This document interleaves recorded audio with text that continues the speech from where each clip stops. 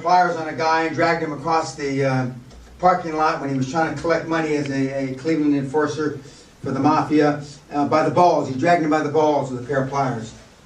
That's his claim to fame before he found a blockbuster.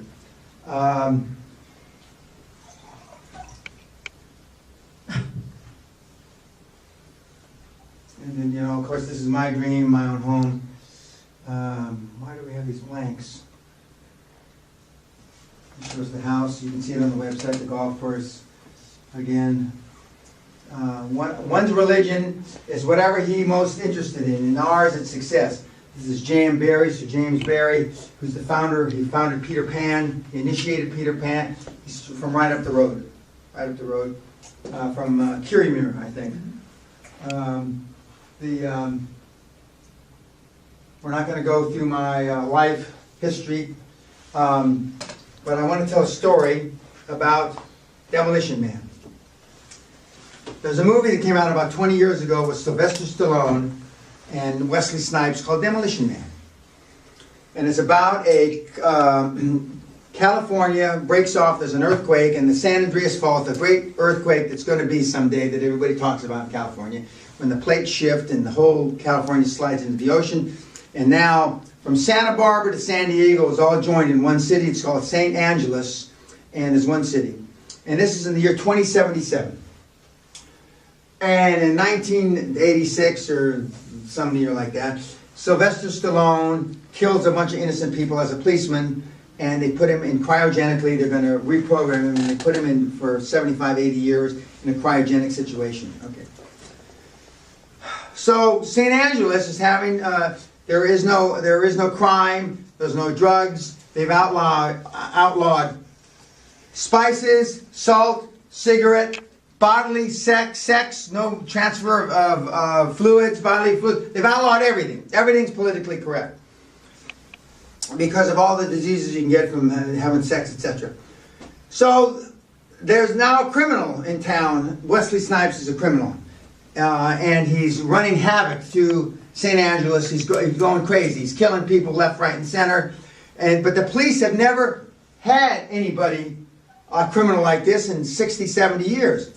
And so when the police go up to him, they say, and they read him from a little iPad or something. You are under arrest. Get down, put your hands over your head, and he just shoots him. Fuck you. Okay. And then if you say bad words, there's cameras every place, and if you say a bad word like shit or fuck or whatever, you're fined 100 credits, but there's no money, 100 credits, okay. There's only one restaurant left in St. Angeles, and it's Taco Bell, because Taco Bell won the fast food riots of 2027 or something, okay. Taco Bell must have paid a lot of money to have that in for product placement. So they bring Sylvester Stallone out of cryogenic prison. Okay, the first thing that happens is that they thought that when you're in cryogenic prison, they thought that your mind was blanked, and they were just feeding it with subliminal shit to make you a better person, etc., etc. And when he got out of prison, he told the people, he says, I could think every day. I thought every day I knew when I woke up my wife would be dead 77 years later. They took him out a few years early for this because they wanted him to fight this criminal. Okay, so the whole movie is about political correctness gone bad. Okay, you can't do anything. The cops have no power. There are no guns. Everybody's slappy happy. And then one rough motherfucker comes into town and takes over the whole fucking town. Kills everybody. And they got to bring a bigger murderer, the Demolition Man, Sylvester Stallone, out of prison. He knows how to deal with this guy. Now, there's one old-time cop still left who's at about retirement age, and he says, an old black guy, I forget his name, he's a great character actor. He says, well, we need somebody that knows how to deal with and you can't say asshole like this. And he says, because he's going to run us ragged. And they did. Snipes runs them ragged.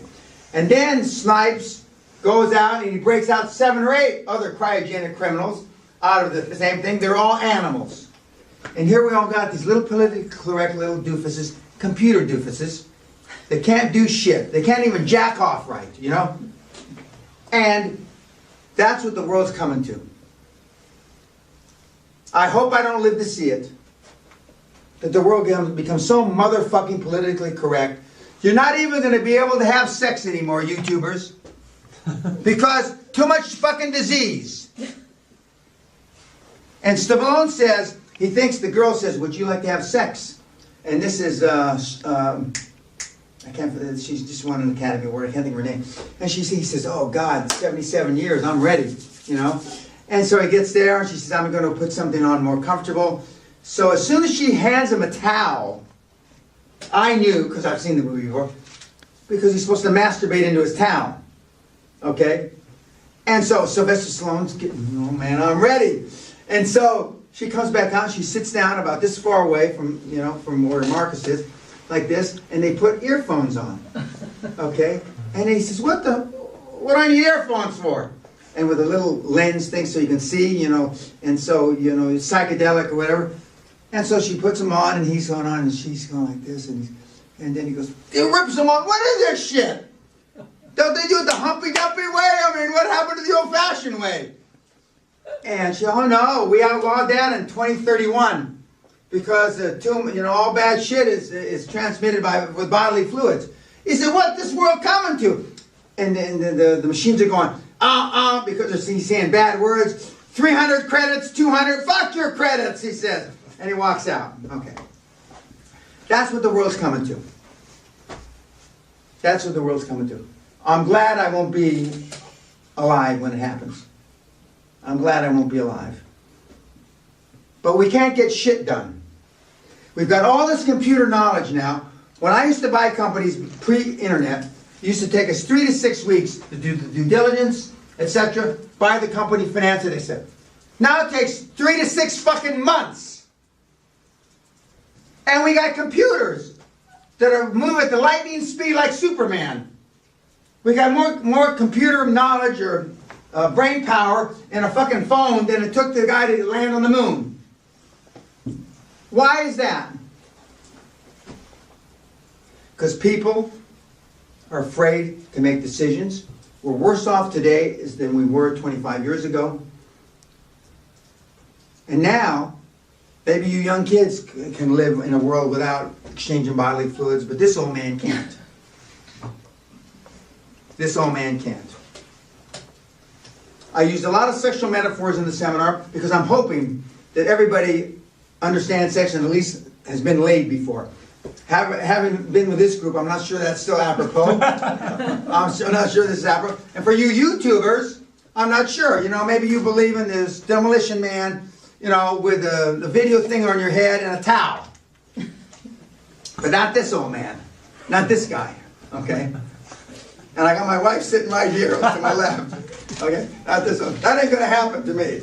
That ain't going to happen to me. Okay? And whether you're an Italian, a Lithuanian, Venezuelan, Australian, a Canadian, an Austrian, or a German, English or American, or a half-assed Chicana from East LA, old hag Chicana from East LA, I don't want to see that. But that's where we're coming. I tell Robert, this Bavarian Bob on this side, that, you know, I can get things done. You even said one time, a few months ago, you could have probably done this in 3 weeks to 6 weeks, you said, I forget what, and it's taken him 6 months. It's probably true. That's probably true. But I wouldn't run the permutations. I wouldn't, you know, I wouldn't run the spreadsheet, you know, 400 times. It used to be in the old days, garbage in, garbage out. Unless you change the information that you put in, you're going to get the same fucking answer coming out.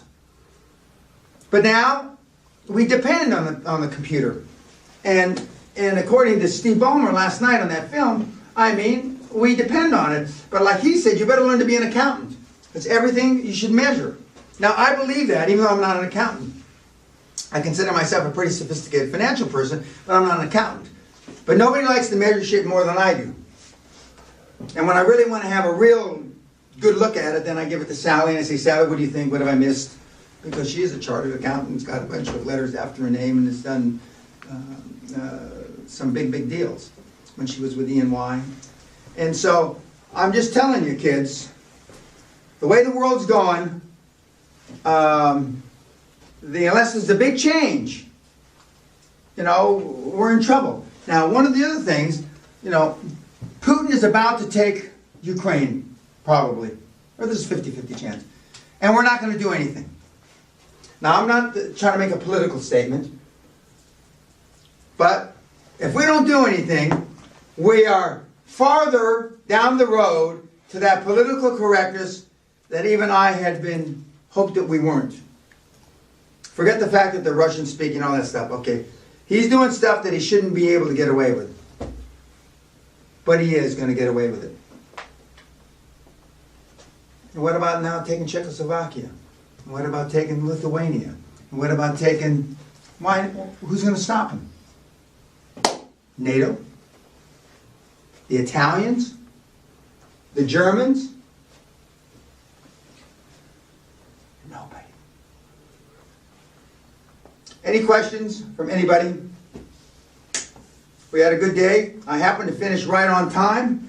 It's a miracle. I always think I can finish. I've only done it 7 million times, but I can finish right on time. And a couple minutes early, but if there's no questions, we'll see you kids in the morning. Thank you very much. God bless.